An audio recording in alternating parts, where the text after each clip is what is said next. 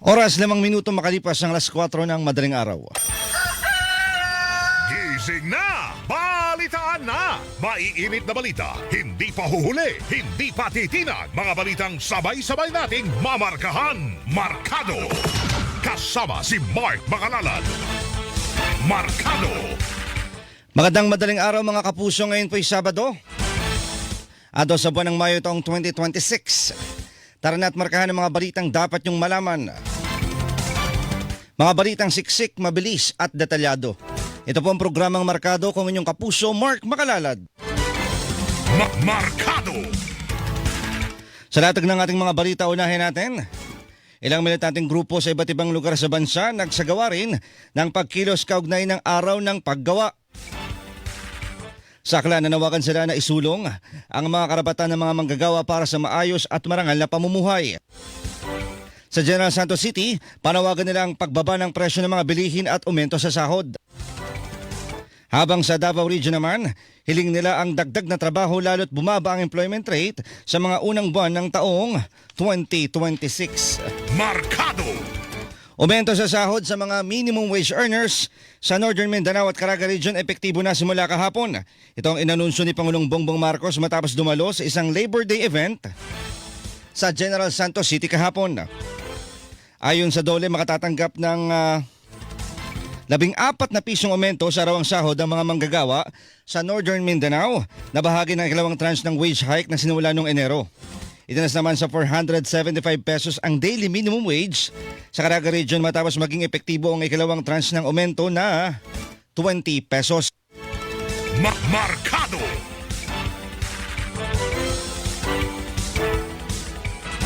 Rallyista na sangkot sa panggugulo sa rally sa Maynila kahapon sasampahan ng kaukulang reklamo. Ayon kay Manila Police District o MPD spokesman Police Major Philip Ines, hindi nila palalagpasin ang pananakit sa pulis na nagbabantay lamang ng seguridad. Nakita sa viral video na nanuntok ng isang pulis ang rallyista at kinuha mga cellphone ng dalawang pulis na nagdodokumento ng kilos protesta.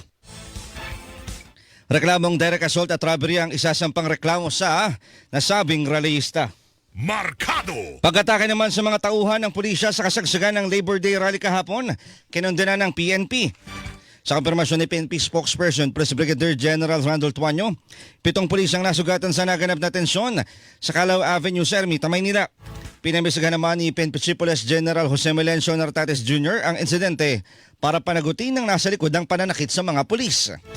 Aniya, bagaman malinaw sa kanyang direktiba ang maximum tolerance, hindi kailanman pahintulutan na saktan o lapastanganin ng mga pulis habang gumaganap sa kanilang tungkulin. Markado! Mga pagkilos sa Metro Manila kaugnay ng araw ng paggawa naging mapayapa sa pangkalahatan. Ayon kay NCRPO spokesperson Police Major Hazel Asilo, wala naman silang na-monitor na seryosong insidente sa mga kilos protesta kahapon. Maliban lamang sa tensyon na sumiklab sa pagitan ng mga rallyista at mga pulis sa Calao, bagaman humupa rin naman. Anya, may ilang naitalang sugat ang rallyista at pulis pero agad din namang nabigyan ng paunang lunas ng mga nakantabay na medical teams. Markado! Trade Union Congress of the Philippines o TUCP, naniniwalang tagumpay ang kanilang sinagawang mga pagkilos sa araw ng paggawa.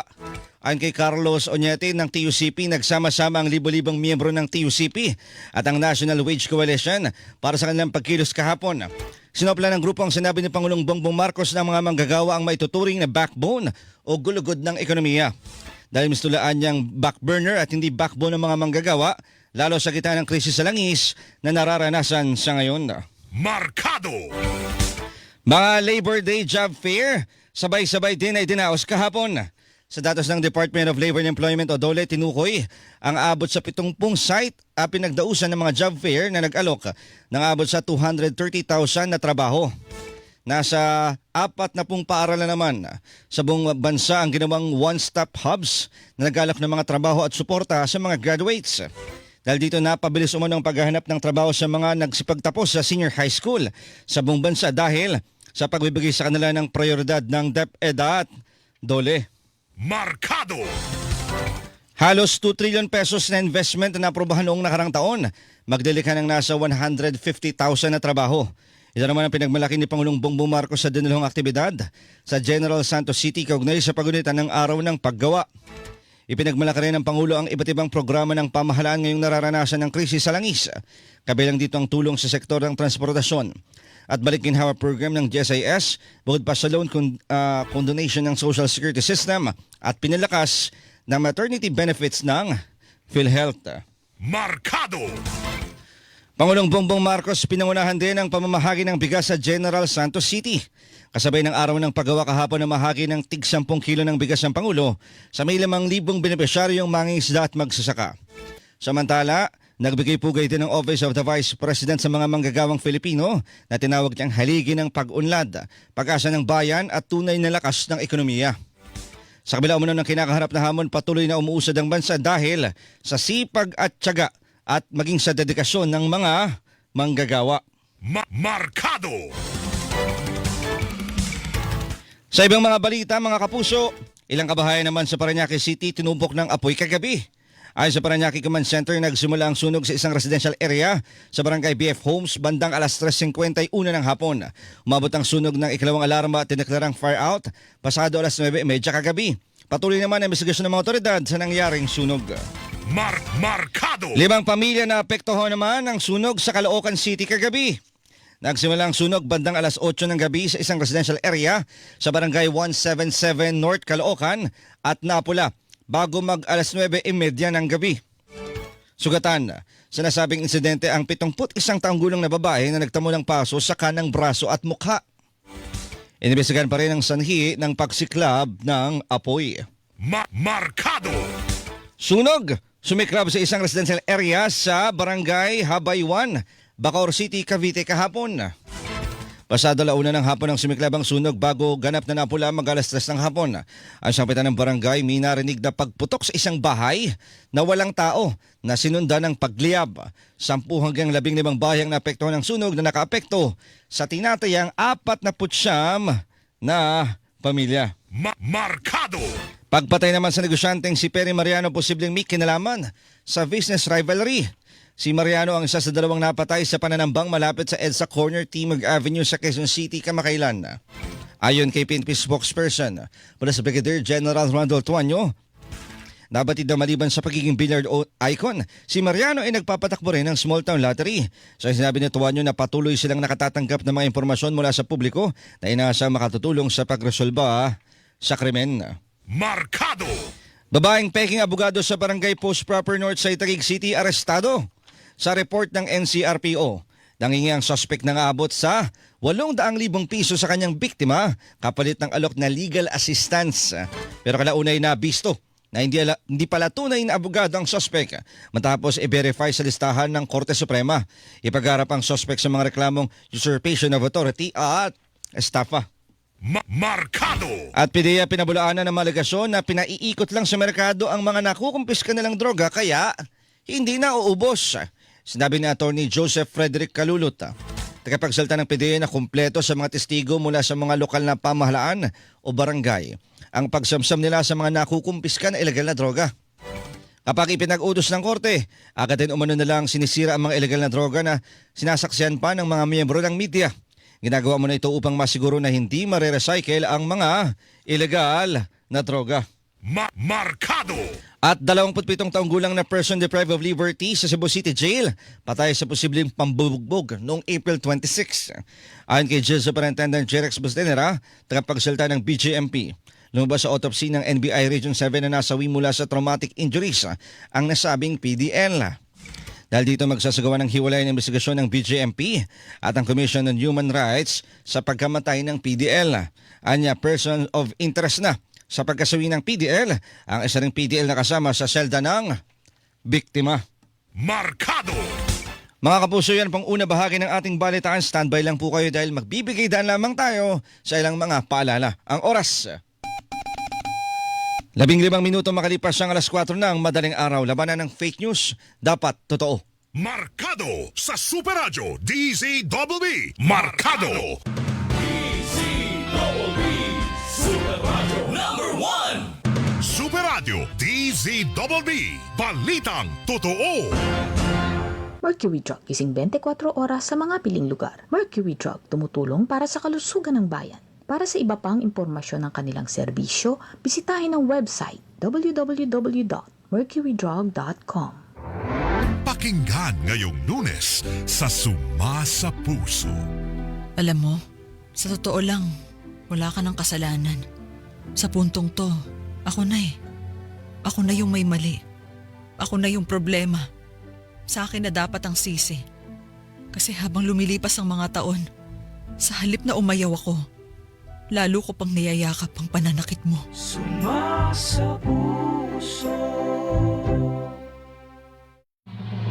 Itinanghal sa ikawalong Gawad La Salineta bilang Most Outstanding Digital Radio Station. And your winner is Super Radio DZBB 594. Maraming salamat mga kapuso dahil ang Super Radio DZBB ay #1 sa inyong puso. Ready na ba kayo sa bagong Sabado mga kapuso? Ako'y magluluto, kayo mamimitas. Pack your bags and join us, Food Explorers! Pwede na tayo kumain! Tuwing Sabado, buong Mayo. Lalo siyang bahay. Ayun, Lutong bahay. Yes. That's what we're looking for. May hatid na saya at masasarap na luto sa inyo. Farm to Table sa GMA. Simula ngayong Sabado, 4:50 ng hapon at sa GTV tuwing Linggo, 7 p.m. Mercury Drug, gising 24 oras sa mga piling lugar. Mercury Drug, tumutulong para sa kalusugan ng bayan. Para sa iba pang impormasyon ng kanilang serbisyo, bisitahin ang website www.mercurydrug.com. Muli nating namnamin, muli nating pagsaluhan, at ating balikan mga kwento at musikang inihatid ng programang Suma sa Puso. Tuwing Sabado at Linggo, alas 12 ng tanghali, Suma sa Puso. Kasama si Tony Aquino.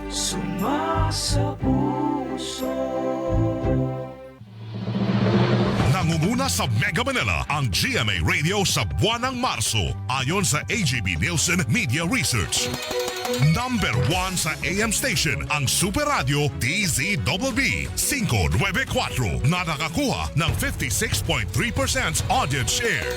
#1 sa FM station ang Barangay LS 97.1 na nakakuha ng 54.9% audience share. Damang-dama namin ang init ng inyong pagmamahal, mga kapuso at kabarangay. Maraming salamat po dahil kami pa rin ang #1 sa inyong puso. Super Radio DZBB at Barangay LS 97.1 GMA Radio #1. DZBB Super Radio #1. Ako po si Joel Reyes Ubel. Totoo at tamang mga balita ang atid sa inyo ng Super Balita sa Umaga Nationwide at ang malalimang paghimay sa issue ng saksi sa Double B. Walang kinikilingan, walang pinoprotektahan, noon at ngayon, serbisyong totoo. DZBB Super Radio #1. Super Radio DZBB. Balitang tama, balitang totoo. Kayo'y nakikinig sa Markado. Nagbabalik po ang programang Markado dito sa Super Radio DZBB. At pagbati muna sa mga kapuso po nating nakikinig ha. Nandiyan sina Sergio Gravador, Cecil Liviro, Jean Payumo, Daniel Andrew, sina Joy Ann Montilla, at yan si Ate Linda Zafra Miranda. Ate Anthony Navaon, good morning din sa iyo. Sa mga OFW po no, na nakatutok sa atin online at mga montris ng laman ng kalsada, bay ingat-ingat po tayo ha, saan man tayo papunta. Markado. Balik tayo sa balitaan. NBI nagpaliwanag sa inirekomendang kasong 3 bilang ng grave threats at isang inciting to sedition laban kay Vice President Sara Duterte. Kaugnayan sa bantang pagpapatay kay Pangulong Bongbong Marcos, First Lady Liza Marcos at dating House Speaker Martin Romualdez. Batay sa affidavit of investigation ng NBI na nakuha ng GMA News mula kay House Committee on Justice Member Representative Terry Redon, nakasaad na malinaw sa konteksto ng mga pahayag ni Duterte na seryoso siya sa banta. Sa kawan ng mga sinabi ng vice, malinaw nila na nakakabuyo yun sa mga nakikinig na pabagsakin ng gobyerno sa hindi legal na paraan. Markado. Kampo ni Vice President Sara Duterte maring kinontra ang rekomendasyon ng NBI. Partikular dito ang rekomendasyon ng NBI na sampahan ng kasong 3 bilang ng grave threats at inciting to sedition si Vice President Sara Duterte dahil sa umano'y pagbabanta sa buhay ni na Pangulong Bongbong Marcos, First Lady Liza Marcos at dating House Speaker Martin Romualdez. Nandigan si Atty. Michael Poe, abogado ni VP Sara, na walang binibitawang pagbabanta ang Vice Presidente at handaan mo nilang patunayan ito sa tamang panahon. Markado! Umano'y psychological preparedness ni Vice President Sara Duterte na pamunuan ng bansa ay kinabahala ng isang mambabatas. Ayon kay Manila Representative Joel Chua, hindi biro ang pagbabanta sa buhay ng Pangulo at dito umano makikita ang psychological condition ng Vice Presidente. Gitang mambabatas, hindi lamang ito basta issue ng politika kundi usapin ng national security at kahandaang mamuno. Nandigan si Chua na dapat malaman ng mga Filipino kung handa ba ang Vice Presidente na mamuno hindi lang sa papel kundi sa asal, pag-iisip at sa kakayahang magdesisyon ng may katinoan. Markado! Mga partidong politikal sa Kamara, pinag-uusapan na ang impeachment laban kay Vice President Sara Duterte. Kabilang dito ang Lakas CMD na pinakamalaking partido sa mababang kapulungan. Ayon kay Lakas CMD member Representative Janet Garin, ilang beses na silang nagpupulong pero agad niyang iginiit na hindi nila dinidiktahan ang kanilang mga miyembro. Sinabi pa rin ni Garin na sa 81 miyembro ng Lakas CMD sa Kamara, kalahati o higit pa ang pabor sa impeachment. Markado! Samantala, DFA patuloy na kumikilos para mapauwi ng Pilipinas si dating Congressman Zaldico. Yan ay sa kabila ng napaulat na pag-apply ni Ko ng asylum sa France. Ayon kay Foreign Affairs Secretary Maria Teresa Lazaro, alam na ng France na gusto ng Pilipinas na mapauwi si Ko at hindi siya pinupolitika. Sa hindi pa umuno tiyak ng DFA kung anong pasaporte ang gamit ni Ko, lalo't December 2025 pa kanselado ang diplomatic passport ng dating kongresista at 2022 naman nag-expire ang kanyang regular passport. Markado! Umano'y pagkakaroon ng mga ari-arian ni dating Congressman Zaldico sa France, batid ng ibahada ng Pilipinas sa France. Pero ayon kay Philippine Ambassador in France, Eduardo de Vega, wala pa silang impormasyon kung saan eksakto naroon si Ko. Hindi na naman umano basta-basta mapupuntahan o maimbestigahan ng mga opisyal ng Pilipinas ang mga ari-arian ni Ko dahil sa umiiral na batas doon. Kahit paano niya namataan si Ko sa France, limitado lang ang kanyang gawin ng Philippine officials doon dahil pang Pilipinas lang ang arrest warrant laban sa dating kongresista. Markado! Samantala, paraan ng pag-aresto sa dating broadcaster na si Jason sa kwestiyon ng kanyang abogado. Ayon kay Atty. Mark Tolentino, itinapat ng NBI ang pag-aresto kay Sonsa sa long weekend kung kailan sarado ang mga korte. Matanda na inaresto nitong Webes ng gabi si Sonsa sa bisa ng warrant of arrest ng Pasay City Regional Trial Court dahil sa umunoy pagpapakalat ng mga peking medical records ng kalusugan ni Pangulong Bongbong Marcos. Pero paglilinaw naman ni NBI Director Atty. Melvin Matibag, alauna ng hapon lumabas ang warrant of arrest at bumiyay pa ang otoridad papunta sa ilang address ni Sonsa kaya inabot na ng gabi. Markado! NBI pinuri naman ng Malacanang dahil sa mabilis na pagsasampa ng kaso at pag-aresto sa dating broadcaster na si Jay Sonsa. Kaugnay ito sa akusasyon kay Sonsa ng pagpapakalat ng maling impormasyon tungkol sa kalusugan ni Pangulong Bongbong Marcos. Ayon kay Presidential Communications Office Acting Secretary Dave Gomez, pinapakita nito ang matatag at legal na pagtugon ng administrasyon sa mga aligasyon ng pang-aabuso online. Sa ilalim ng kanilang Oplan kontra fake news, sinabi ni Secretary Gomez na magsilbi sana itong babala laban sa mga nagpapakalat ng mga maling impormasyon. Markado! Samantala, support boat ng atin ito coalition na ML Chowi nakarating na sa Pag-asa Island. Agad ibinaba ang team ang mga pagkain at supply ng gasolina na ipamamahagi sa mga residente ng Pag-asa Island. Samantala, inaasang darating naman mamayang hapon sinasabing isla ang pangunahing barko ng ika-4 na civilian mission ng atin ito coalition na MV Kapitan Felix Oka. Tinaguri ang Balik Pag-asa, ang ika-4 na misyon na binubuo ng humigit kumulang 100 at 80 kasapi kabilang ang mga volunteer, artist at media practitioners sakay ng pangunahing barko at ng support boat. Markado! Barko naman na ginamit ng civilian mission to the West Philippine Sea, binuntutan ng isang Chinese Coast Guard. Saksi mismo ang GMA News sa pagbuntot ng Chinese vessel na may body number 3103 sa MV Kapitan Felix Oka na barko ng Pilipinas na naglayag patungong West Philippine Sea. Pod sa CCG vessel, nakasalubong din ng barko ng Pilipinas ang dalawang warships ng Canada at Australia dahil sa AFPI galing sa Baliktan Exercise Area. Pasado na sa sama ng hapon ng subukang magpalipad ng drone ng ating dito coalition habang nasa 127 nautical miles ang layo sa Mindoro pero hindi iyon umubra. Markado! Sa ibang mga balita, 11 pulis sa NCRPO Drug Enforcement Unit sinibak sa serbisyo. Bunsod yan ang result ng investigasyon ng NAPOLCOM sa pagkakasangkot nila sa insidente ng kidnapping noong 2021. Nagugat ang kaso sa reklamo ni Milagros Estacio at Elizabeth Soto na sangkot ang ilang pulis sa pagdukot sa kanilang mga anak. Tinukoy din ng mga complainant ang posibilidad na konektado sa missing sabongero ang kaso ng kanilang mga anak. Markado! At desisyon ng NAPOLCOM na nagpapasibak sa 11 pulis na sinasangkot sa kaso sa mga nawawalang sabongero, suportado ng pamunuan ng PNP. Ayon kay PNP spokesperson, Police Brigadier General Randolph Tuanyo, isang pagtataksil sa tsapa at sa tiwala ng publiko ang paggawa ng ilegal na mga pulis. Nandigan naman ng PNP na walang puwang sa organisasyon ng pang-abuso sa kapangyarihan. Patuloy din naman nilang sinusulyong ang internal cleansing sa hanay ng PNP para matiyak na karapat dapat lamang sa uniforme ang mga mananatili sa serbisyo. Markado!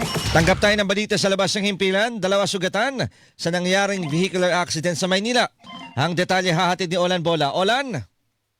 Yes, sugatan ng 2 lalaking sakay ng isang kotse, makaral silang salpukin ng trailer truck sa J. Nakpil Street, kanto ng San Marcelino sa Malate, Maynila. Agad na isinugod sa pagamutan ng mga sakay ng kotse habang nagpa-medical naman ang driver ng trailer truck. Ayon sa pahinante ng truck, pauwi na sila ng Batangas at binabagtas nila ang San Marcelino at patungo ng Quirino Avenue nang bigla umanong sumulpot ang kotse sa kanilang harapan o kaya't natumbok nila ito. Nagsasagawa naman ang kaukulang investigasyon ng MPD Traffic Bureau kaugnay ng insidente. Ako si Olan Bola ng GMA Super Radio DCWB. Balitang totoo. Markado! Dapat totoo! Salamat sa ulit na yan, Olan Bola. At mga kapuso, dyan na po nagtatapos ang ating balitaan. Mga balitang siksik, mabilis at detalyado. Salamat po sa mga nakasama natin sa loob at labas ng himpilan. Huwag bibitiw, huwag mawawalan. Tabayanan po ang susunod na programa. Umaga na balita na kasama si Fernan Gulapa. Mga kapuso, dito po sa DCWB, walang kinikilingan, walang pinoprotektahan. Noon at ngayon, serbisyong totoo. Markado sa Super